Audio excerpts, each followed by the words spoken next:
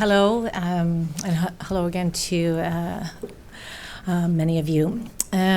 So we're here this evening to make a further announcement, and this is in particular to some recommendations to protect the health and safety of our children here in PEI.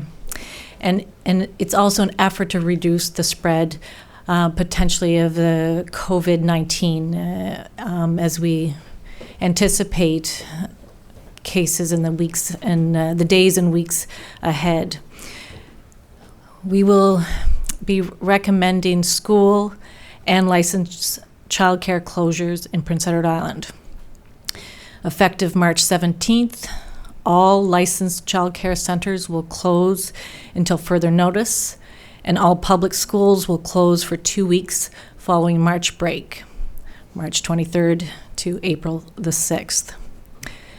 As well, effective immediately, the Mark Arends Provincial Ski Park at Brookvale and all provincially run visitor information centers will close.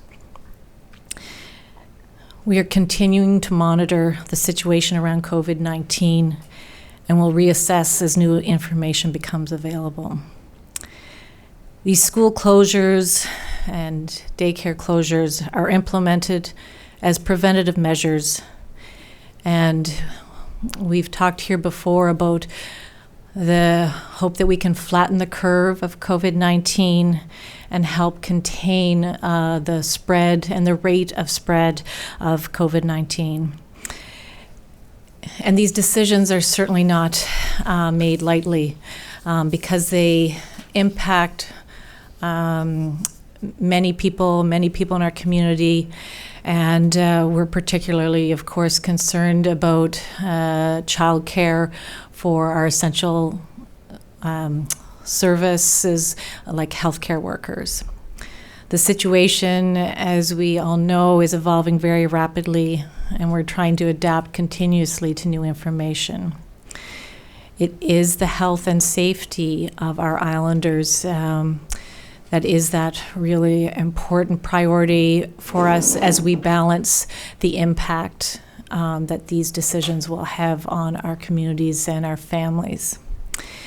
And we thank all islanders for your patience and understanding as we all work together to face this particular challenge going forward, and how we all respond together to minimize the spread of COVID-19. So with that, I will open it up for questions for myself and Minister Trivers, who's here with me. En français encore. OK. La prochaine fois, je devrais faire les notes en français, je pense. Aujourd'hui, pour essayer de protéger la santé des enfants, on va fermer les écoles pour 2 semaines qui suivent le congé de mars, et puis aussi fermer les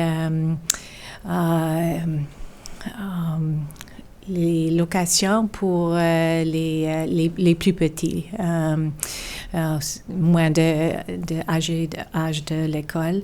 Et puis, en plus de ça, le ski park ici provincial et les centres d'information pour les visiteurs ici à l'île du Prince-Édouard seraient fermés. Et puis, on va continuer de regarder la situation. C'est les décisions qui sont difficiles parce qu'il y a beaucoup d'impact partout dans la communauté. Et on demande la patience et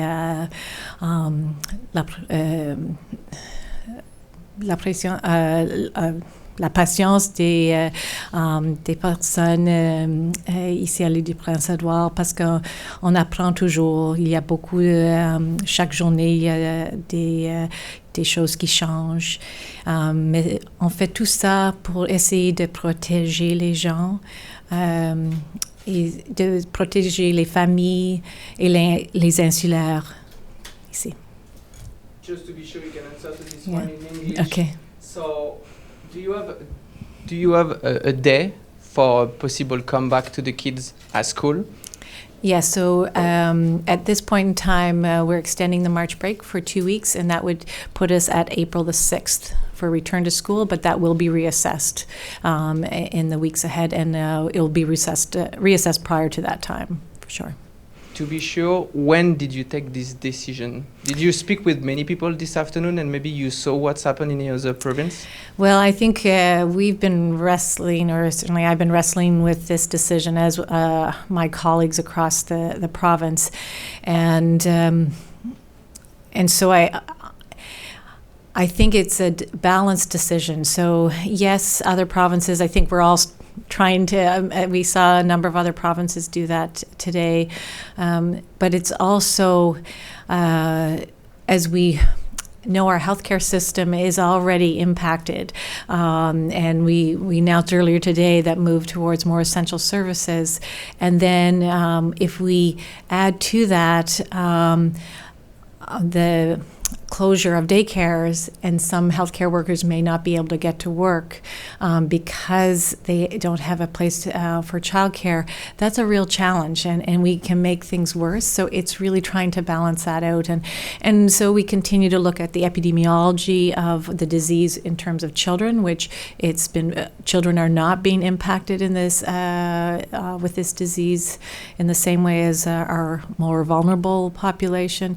And it's been more mild illness across the world, but at the same time we need to protect them and also try to limit the spread.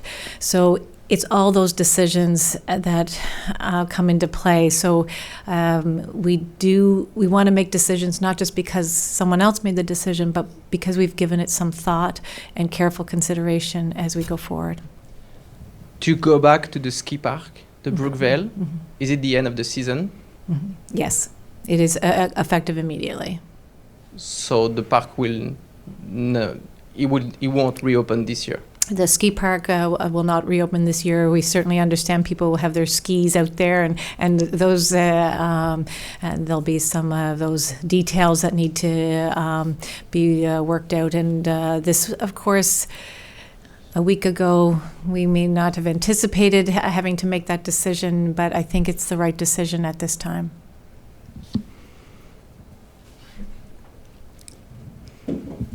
En français, juste pour être sûr que j'ai bien compris, les centres de la petite enfance, ils ferment sans limitation de durée.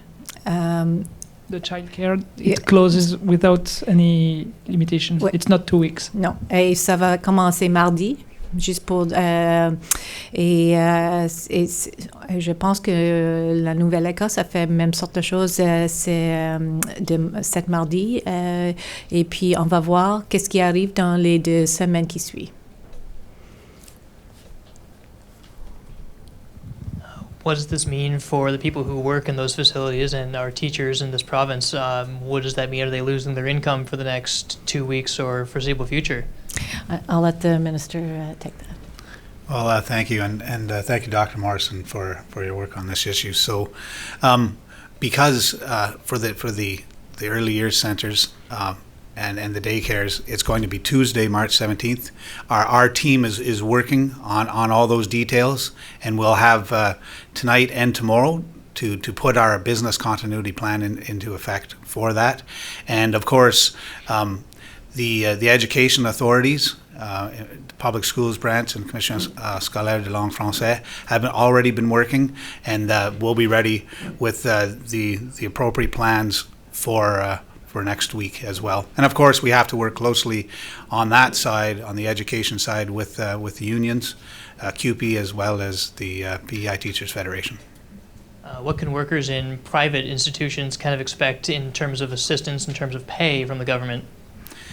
So again, our team, which is a crackerjack team, has a business continuity plan that they're going to put into place, and that's going to be something that's determined over the next day or so. And then one more question. I'm curious to know, schools 2 weeks, but early childhood for the foreseeable future. Why the difference there? Well, I mean, I think we're extending that school break similar to other places, and knowing that we may evaluate, we will be reevaluating as we go along. And it's certainly hard to predict right at the moment if that will need to be continued. So, and for many people, many families, they have a child in daycare and one in school. So it's in some ways it'll be important to match those up as well. You mentioned before that in previous conferences that there have been islanders that have been affected already by the virus. Is there, with these school closures, is this kind of an anticipation that some children might be, affected already by this virus, or families, for that matter? We have we're continuing to test many islanders, in the last few days who have travel history and symptoms. But we have one confirmed case, certainly expecting more as the results come in and we continue to do more tests. More when I'm talking about the impact to families and students and islanders, it's the impact of what's already happened in not having our activities, now school extended March break, and those have impacts not from necessarily from the direct health care perspective, but on our community, on our certainly the economy, and much more broadly, and others certainly can speak to that as well. Can you speak to those costs? Mr. Trevors, is it going to be costly having these schools remain closed? Can you talk to that at all? Well, I mean, it's a very important question, and right now we're working out those details, and coming up with those numbers. And like I said, starting right now and over the next day, we're going to have those numbers in place, both for compensation on the daycare side, the early childhood care side, as well as estimates of the costs on the education side. And I know there has been a lot of work done to date. I don't have those details to share with you now, but I would say you can expect them in the next day or so. Are you working closely with the federal government on this? Because obviously this is going to take a lot more than just the province to kind of figure out. Have you been in talks with anyone from the federal government on what can be done for funding or cost kind of analysis or anything like that? So of course that is part of it. I would expect that the federal government will be offering. We've heard the announcements from the federal government and the Prime Minister about money being available, and I'm hoping we'll be able to tap into that. I personally am not working on that, but the Emergency Measures Organization is leading the charge, as well as the Premier himself, of course. And again, I would expect we'll have answers on that front over the next number of days. And, before I came to this meeting, I saw an email from the province about them working closely with the city in terms of trying to figure out, what exactly can be done to limit the impact of the virus. Is the education department also working with the city in some capacity? I know that some municipal police work at these schools. Are you working with the city as well? So through the Department of Public Safety and the Emergency Measures Organization, that's how the government is really coordinating an effort, and maybe Dr. Morrison can answer more on that front. I think not just municipalities, but I think private businesses and a variety of organizations are all having questions and wanting to figure out the best ways to manage some of the advice around social distancing, minimizing spread, and the proper prevention infection control recommendations. So I think it will be a matter of us having time to reach out to a lot of these organizations, and we've talked about how fast this is moving and the pace of it, and trying to continue to work families, businesses, and government right across the board. And just one last question. Back to the schooling part, a lot of families are going to take on a lot of costs as well. We've seen in the last couple of days people, hoarding, hand sanitizers, toilet paper, wipes, stuff like that. Will there be a comprehensive list put out by the government just to say, if you want to prepare for the next few weeks, this is kind of what you should do? Or, is there any kind of directive that can come from the government to help people be prepared, but also, think about other people in the community?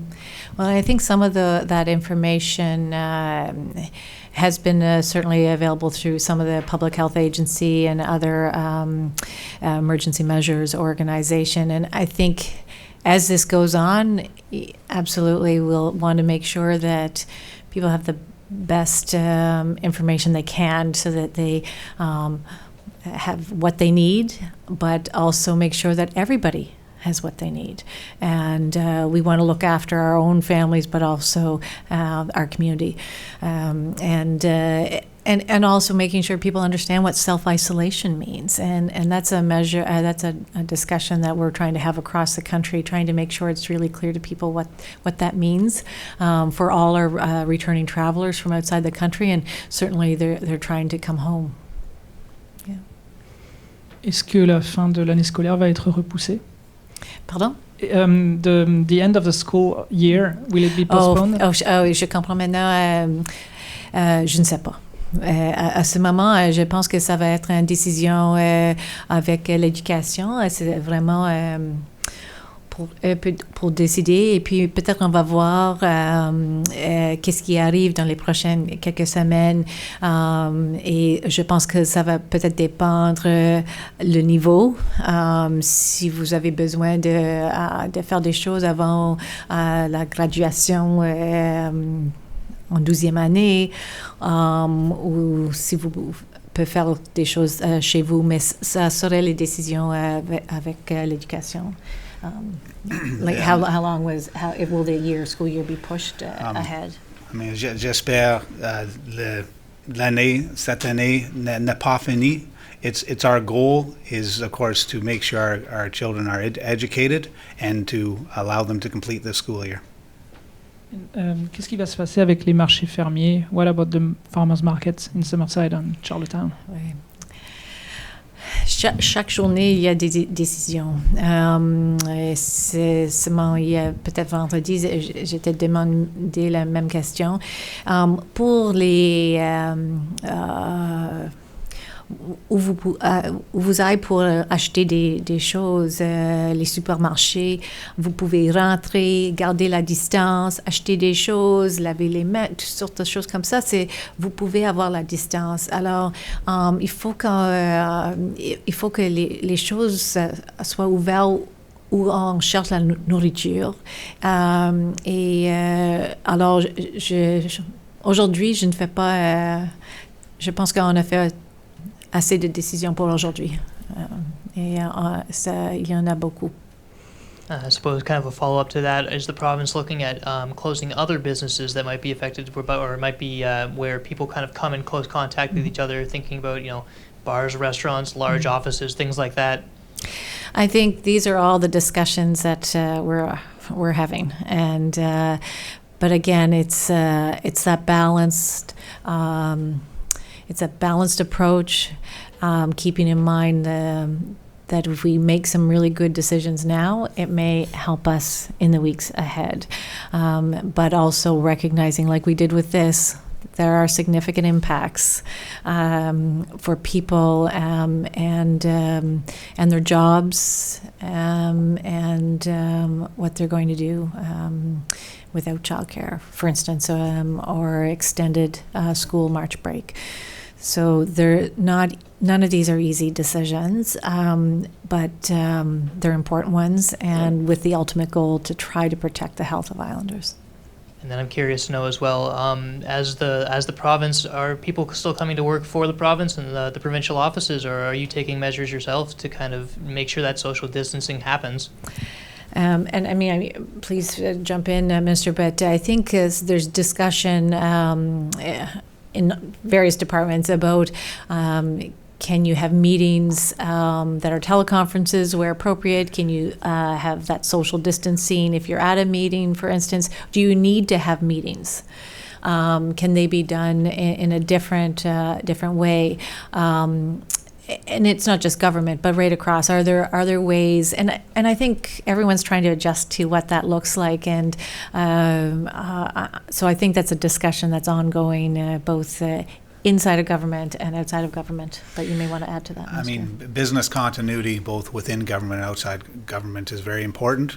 And there will be some information forthcoming very, very soon on that front. I'm sure a lot of you have been here a couple times today, so I appreciate your time and helping us get these messages out to Islanders. So thank you.